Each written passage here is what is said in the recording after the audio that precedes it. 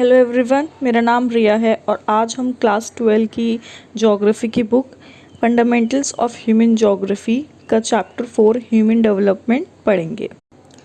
इंसान की लाइफ में जब भी कोई क्वालिटेटिव चेंज आया है, कोई अच्छा चेंज आया है, पॉजिटिव चेंज आया है, उसे हम डेवलपमेंट कहते हैं।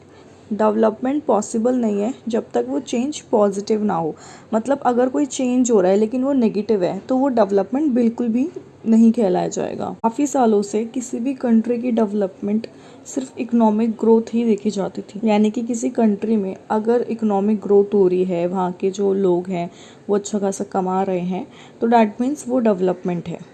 बट अब इसका जो कॉन्सेप्ट है वो चेंज हो चुका है। अब डेवलपमेंट मेजर होती है क्वालिटी ऑफ लाइफ, कि एक कंट्री में जो वहाँ के उस कंट्री के जो लोग हैं उनकी लाइफ की क्या क्वालिटी है, क्या वो अपनी लाइफ एक्चुअल में इंजॉय कर पा रहे हैं, क्या उनके पास अपॉर्चुनिटीज़ है, फ्रीडम है कि वो अपनी लाइफ को खुल के जी पाएँ। बेसिकली जो फंडामेंटल गोल है डेवलपमेंट का वो ये है, एक ऐसी लाइफ जहाँ पे लोग बाग जो है वो एक्चुअल में मीनिंगफुल लाइफ जी पाएँ। मीनिंगफुल लाइफ का मतलब ये नहीं कि वो उनकी जो उम्र है वो बढ़ जाए, नहीं, उनकी लाइफ में एक पर्पस हो। इसका मतलब है लोग अपने टैलेंट को डेवलप कर पाएँ, सोसाइटी में पार्टिसिपेट कर पाएँ और they should be free to achieve their goals. काफ़ी बार ऐसा होता है कि लोगों के पास एबिलिटी नहीं होती, ना ही फ्रीडम होता है कि वो एक नॉर्मल बेसिक सी डिसीजन ले पाए अपनी लाइफ के, और वो काफ़ी रीजंस की वजह से हो सकता है उनके पास गरीबी हो सकता है सोशल डिस्क्रिमिनेशन हो, भेदभाव हो, बहुत से रीजंस होते हैं जिसकी वजह से उनके पास बेसिक फ्रीडम भी नहीं होती। अब हम डेवलपमेंट की डेफिनेशन देखेंगे। The concept of human development was introduced by Dr. Mahmood ul Haq. He has described human development as development that enlarges people's choice, यानी कि डेवलपमेंट ऐसी डेवलपमेंट जो लोगों की चॉइस है, वो लोग बाग अपना चॉइस को अच्छे से रख पाएँ लोगों के सामने, उन लोगों की जो लाइफ है वो इम्प्रूव हो पाए। और ह्यूमन डेवलपमेंट से मतलब है कि लोग बाग जो हैं they are central to all development, यानी कि ये नहीं कि भाई किसी कंट्री में पैसे बहुत अच्छे हैं हो रहे हैं, उसकी इकोनॉमिक ग्रोथ हो रही है तो वो डेवलप है, नहीं।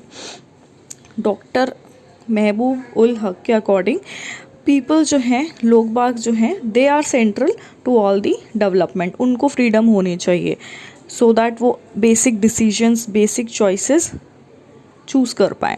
अब हम बात करेंगे ग्रोथ एंड डेवलपमेंट के बीच का डिफरेंस। काफ़ी लोग कंफ्यूज हो जाते हैं ग्रोथ और डेवलपमेंट के बीच में, और वो उनको एज ए सिनोनिम, पर्यायवाची की तरह ही यूज़ करते हैं। बट ग्रोथ और डेवलपमेंट के बीच में फ़र्क होता है। सबसे पहले ग्रोथ एक्चुअली क्वांटिटेटिव होती है, यानी कि हम उसे नंबर में नापते हैं, और डेवलपमेंट क्वालिटेटिव होती है। मान लीजिए एक कंट्री है, उसकी जो पॉपुलेशन है वो 100 है, 100 लोग रहते हैं उस कंट्री में, सपोज करने के लिए कह रही हूँ, ठीक है। ये नंबर जो है ये क्वांटिटेटिव है, इसको हम ना गिनती कर रहे हैं, हम उसकी ग्रोथ ऐसे देखेंगे। लेकिन एक कंट्री है जहाँ पे 100 लोग रहते हैं, लेकिन वो 100 लोग भी बहुत अच्छी तरीके से, उनके पास बहुत ज़बरदस्त हेल्थ फैसिलिटीज़ है, सब कुछ बहुत सही है।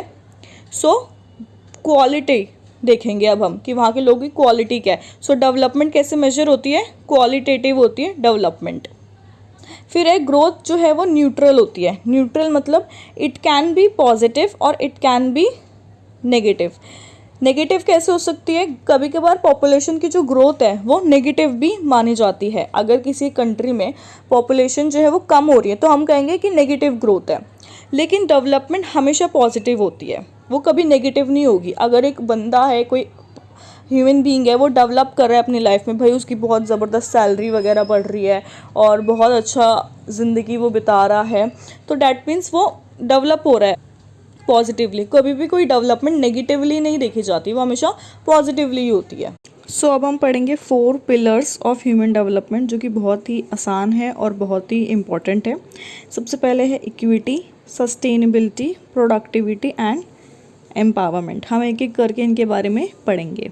Equity refers to making equal access to opportunities available to everybody. यहाँ पे इम्पॉर्टेंट है ये वर्ड अपॉर्चुनिटीज़। बेसिकली इक्विटी मतलब कि हर किसी को अपॉर्चुनिटीज़ मिल पाए। The opportunities available to people must be equal. जो अपॉर्चुनिटीज़ मिल रही हैं वो इक्वल होनी चाहिए irrespective of their gender, race, income, caste, ये सब। जैसे कि मान लीजिए आपके स्कूल में कंपटीशन है और उसमें जस्ट आप मान लीजिए आप फीमेल हैं तो आपको पार्टिसिपेट नहीं करने दे रहे जस्ट बिकॉज आप फीमेल हैं। सो आपको कैसा लगेगा? डेफिनेटली आपको बुरा लगेगा। सो इसका मतलब यही है कि आपको अपॉर्चुनिटीज़ नहीं दी गई, राइट। सो इक्विटी का मतलब यही है कि इक्वल एक्सेस टू अपॉर्चुनिटी, हर किसी को इक्वली अपॉर्चुनिटीज़ मिल irrespective of their gender, race, income and caste, तभी हर किसी की डेवलपमेंट हो पाएगी। Now we will talk about sustainability. So basically sustainability होता क्या है? It means continuity in the availability of opportunity. Basically it says all generation must have the same opportunities. जितनी भी जनरेशन है, यानी कि जो अब हमारी फ्यूचर जनरेशन है, आने वाली जो पीढ़ी है, उनके पास भी वही अपॉर्चुनिटीज़ होनी चाहिए। For this all environment, financial and human resources must be use keeping in mind the future. मतलब कि डेवलपमेंट हो रही है, डेवलपमेंट के नाम पे ऐसा ना हो कि जो हमारी आने वाली जनरेशन है, जो फ्यूचर जनरेशन है, उनके लिए कुछ बचे ही ना। उनके लिए जितने भी रिसोर्सेज हैं, सारा एनवायरनमेंट वगैरह को हम तबाह मार कर दें, सो उनके लिए कुछ बचे ही ना। ऐसा नहीं होना चाहिए। सस्टेनेबिलिटी का मतलब ये है कि डेवलपमेंट ऐसे हो कि जो हमारी फ्यूचर जनरेशन है वो भी रिसोर्स को यूज़ करके डेवलप हो पाए। प्रोडक्टिविटी। सो प्रोडक्टिविटी मतलब होता है कि पीपल, लोग बाग जो हैं वो एक्चुअल में वो रियल वेल्थ है किसी भी नेशन के लिए। इसलिए हमें एफर्ट्स लगाने चाहिए to increase their knowledge and provide better health facility, ultimately leads to better work efficiency.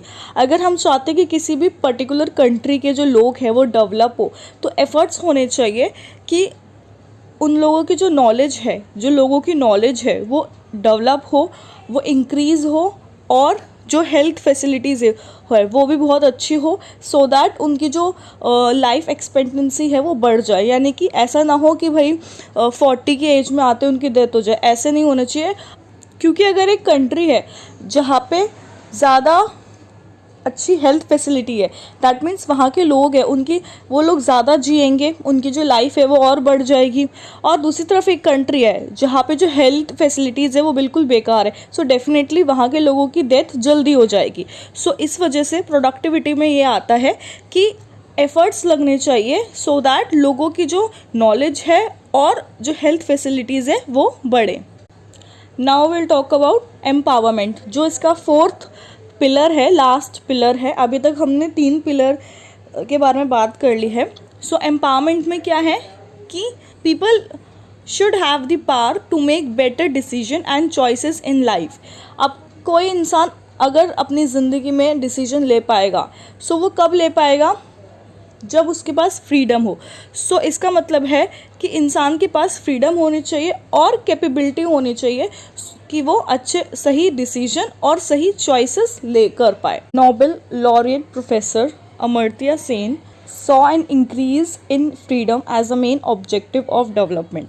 Basically उनके अकॉर्डिंग डेवलपमेंट चाहिए, सो उसके लिए फ्रीडम होनी बहुत ज़्यादा ज़रूरी है। सो बेसिकली डेवलपमेंट के लिए फ्रीडम की बहुत ज़्यादा ज़रूरत होती है। जैसे कि अभी हमने डिस्कस किया कि अगर कोई इंसान अपनी लाइफ में डेवलप होगा, डैट मीन्स वो बेटर डिसीजन लेगा अपनी लाइफ के, तो वो कब ले पाएगा? जब उसके पास फ्रीडम हो।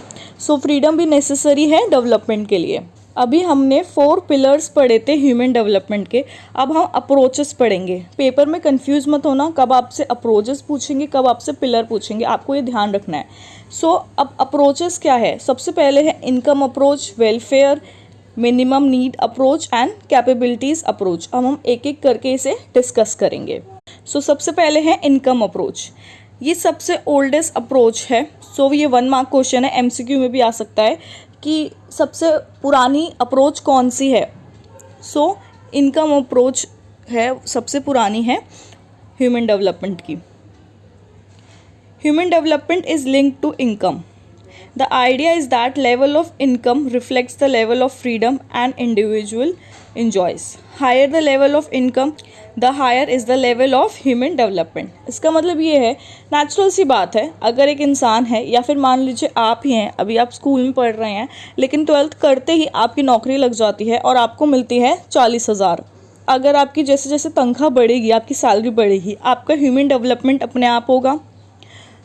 आप अपने आप ही अपनी जो पर्सनालिटी है उसको डेवलप करेंगे आप, और भी जहाँ पे भी अभी आप रहते हैं वो जितना अच्छा होगा आप उससे भी और अच्छा घर लेंगे अपनी सैलरी के अकॉर्डिंग, राइट, और अच्छी बड़ी कार लेंगे। सो जैसे जैसे आपकी इनकम बढ़ेगी आपका जो ह्यूमन डेवलपमेंट है वो अपने आप होता रहेगा, आपका जो अपना डेवलपमेंट है वो अपने आप होता रहेगा।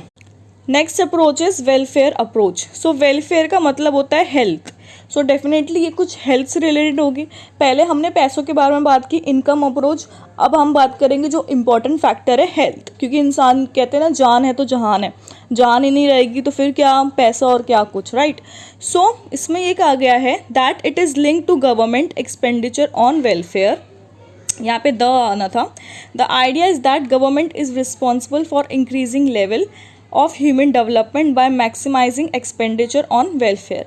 सो इसका मतलब ये है कि किसी भी कंट्री की जो गवर्नमेंट है वो रिस्पॉन्सिबल है अपनी कंट्री के लोगों के वेलफेयर के लिए। सो अगर गवर्नमेंट इंक्रीज़ करना चाहती है ह्यूमन डेवलपमेंट अपनी कंट्री के लोगों का, सो दैट मीन्स उनको वेलफेयर पे ज़्यादा ध्यान देना पड़ेगा, उनको जो हेल्थ फैसिलिटीज़ हैं वो ज़्यादा अच्छी करनी होगी, जगह जगह ज़्यादा हॉस्पिटल्स बनने चाहिए और ज़्यादा क्वालिफाइड डॉक्टर रखने होंगे, इससे ह्यूमन डेवलपमेंट होगा।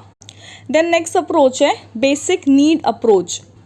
This approach was initially proposed by International Labour Organization ILO। इसकी फुल फॉर्म याद कर लेना, क्योंकि ILO सिर्फ इतना दे देंगे पेपर में, 1 मार्क क्वेश्चन बन सकता है और पूछ सकते हैं कि इसकी फुल फॉर्म बताइए। सो इंटरनेशनल लेबर ऑर्गेनाइजेशन, ये वाली अप्रोच किन्होंने दी है? इंटरनेशनल लेबर ऑर्गेनाइजेशन ने। ये कहते हैं कि 6 बेसिक नीड है।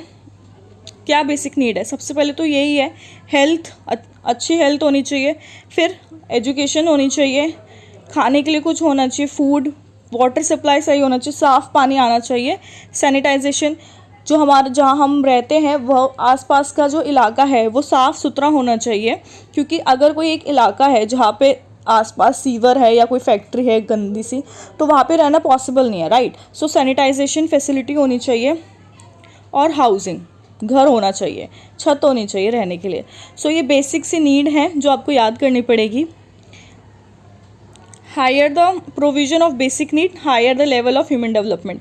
जितने ज़्यादा लोगों को ये बेसिक सी नीड मिलेंगी वहाँ पे उतना उनका डेवलपमेंट होगा।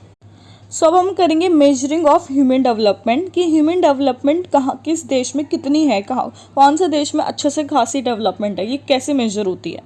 सो the United Nation Development Programme UNDP ये मेजर करते हैं ह्यूमन डेवलपमेंट 2 चीज़ों के बेसिस पे। एक तो है ह्यूमन डेवलपमेंट इंडेक्स और एक है ह्यूमन पॉवर्टी इंडेक्स। सो पहले हम पढ़ेंगे ह्यूमन डेवलपमेंट इंडेक्स के बारे में, HDI भी कहते हैं इसे, तो पेपर में आ जाएगा व्हाट इज़ HDI, तो आप समझ जाइएगा कि वो ह्यूमन डेवलपमेंट इंडेक्स के बारे में ही बात की गई है और इसकी फुल फॉर्म भी आ सकती है। सो ह्यूमन डेवलपमेंट इंडेक्स जो है वो कंट्रीज़ को रैंक करता है उनकी परफॉर्मेंस के बेस पे। परफॉर्मेंस किन किन एरियाज़ में? हेल्थ के एरिया में, एजुकेशन के एरिया में एंड एक्सेस टू रिसोर्स के एरिया में। वो मार्क देता है 0 से 1 के बीच में। जिस कंट्री की जितनी अच्छी हालत है वो कंट्री 1 के करीब होगी, और जिस कंट्री की जितनी बुरी हालत है, वहाँ के लोगों की जो डेवलपमेंट है वो बहुत ही बुरी है, मतलब डेवलपमेंट है ही नहीं बेसिकली, सो वो 0 के करीब होगी। बट कोई भी कंट्री बिल्कुल 0 भी नहीं है और कोई भी कंट्री 1 भी नहीं है, जैसे कि 0.268 ऐसे मार्किंग हो जाती है, 0.938 ऐसे मार्किंग होती है। अब जब वो हेल्थ का सेक्टर देखते हैं तो क्या देखते हैं? वो ये देखते हैं कि लाइफ एक्सपेक्टेंसी एट बर्थ कितनी है, यानी कि अब एक बच्चा पैदा हुआ है, सो कितने चांसेस हैं कि उसकी कितनी लाइफ जाएगी। बेसिकली अगर एक पर्टिकुलर कंट्री में हेल्थ सिस्टम अच्छा है, डेफिनेटली वहाँ के जो लोगों की लाइफ एक्सपेक्टेंसी है वो बढ़ जाती है, वहाँ के लोग ज़्यादा जिएंगे। फिर एजुकेशन सेक्टर में वो ये देखते हैं, वो 2 चीज़ें देखते हैं, अडल्ट लिटरेसी रेट और gross enrolment ratio. Literacy rate के बारे में हम पहले भी डिस्कस कर चुके हैं, इंडिया का लिटरेसी रेट कैसे देखा जाता है, उसकी क्या डेफिनेशन है कि कोई भी इंसान जो 7 साल का है या 7 साल से बड़ा है वो बेसिक अर्थमेटिक कर पाता है, मतलब बेसिक सम सॉल्व कर पाता है, माइनस प्लस और डिवाइड मल्टीप्लाई बेसिक से जो होते हैं बिल्कुल वो कर पाता है, और अपनी लैंग्वेज में जो भी उसकी लैंग्वेज है उस लैंग्वेज में अपना नाम लिख पाता है। डैट मीन्स वो लिटरेट माना जाएगा। सो ये लिटरेसी रेट है। और ग्रॉस एनरोलमेंट रेशियो है कि कितने लोगों ने एक्चुअल में एनरोल किया है। एनरोल मतलब एडमिशन लिया है स्कूल में, और ऐसा नहीं है कि भाई एडमिशन ले लिया तो बस बात ख़त्म, नहीं, वो एक्चुअल में डेली आ रहे हैं स्कूल में। अगर वो स्कूल में आ रहे हैं तो वहाँ पे पढ़ाई हो भी रही है, नहीं हो रही है, वहाँ पे जो टीचर है वो क्वालिफाई है या नहीं है, बच्चों को रिसोर्सेज मिल रहे हैं या नहीं, रिसोर्सेज मतलब बुक्स मिल रही हैं उन्हें, जो एक नॉर्मल कंडीशन होती है पढ़ने के लिए, जैसे नॉर्मल फ़ैन और वेंटिलेशन के लिए विंडो वगैरह, साफ़ सुथरा एनवायरनमेंट, वो सब चीज़ें मिल भी रही हैं या नहीं मिल रही। एंड एक्सेस टू रिसोर्स पे परचेजिंग पावर आ जाती है, ख़रीदने की पावर आ जाती है इन US डॉलर में। सो अब हम बात करेंगे ह्यूमन पावर्टी इंडेक्स के बारे में। ह्यूमन पावर्टी इंडेक्स जो है वो शॉर्टफॉल बताता है, शॉर्टफॉल मतलब कमियां बताता है ह्यूमन डेवलपमेंट इंडेक्स की जो कमियां हैं उसके बारे में। ये नॉन इकोनॉमिक मेजर है। It is based on probability of not surviving till the age of 40।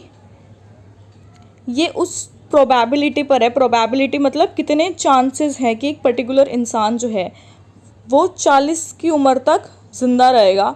अगर कोई कंट्री है जहाँ पे 65 प्लस लोग रहते हैं, मतलब जिनकी एज 65 से ज़्यादा है, सो डेट मीन्स वो कंट्री वो कंट्री बहुत डेवलप है, उस कंट्री में जो हेल्थ फैसिलिटीज़ है, मेडिकल फैसिलिटीज़ है वो काफ़ी अच्छी है।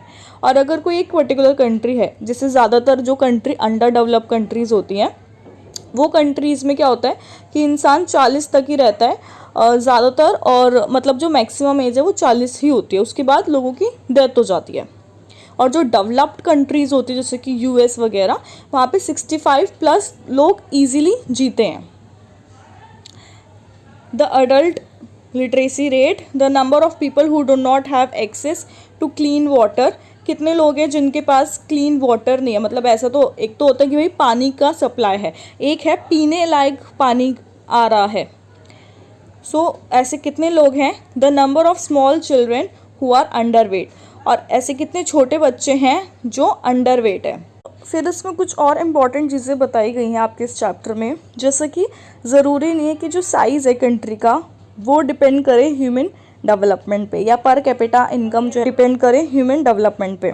कभी कभार स्मॉलर कंट्रीज़ जो होती है, छोटी छोटी कंट्रीज़ होती है, उनका ज़्यादा अच्छा ह्यूमन डेवलपमेंट होता है एज़ कम्पेयर टू बड़ी कंट्रीज़। और ऐसे ही जो पुअर कंट्रीज़ होती हैं उनका भी ज़्यादा अच्छा डेवलपमेंट होता है, ह्यूमन डेवलपमेंट देखा गया है as compare to better countries, right, उनसे जो बेटर कंट्रीज़ होती है। जैसे कि श्रीलंका है, उसका हायर रैंक है then India in the human development index, हालांकि वो बहुत ज़्यादा छोटी है जोग्राफिकल अगर देखा जाए इंडिया से। सिमिलरली अगर हम इंडिया के अंदर की भी बात करें तो केरला में बेटर है। केरला जो है वो it performs much better than Punjab and Gujarat.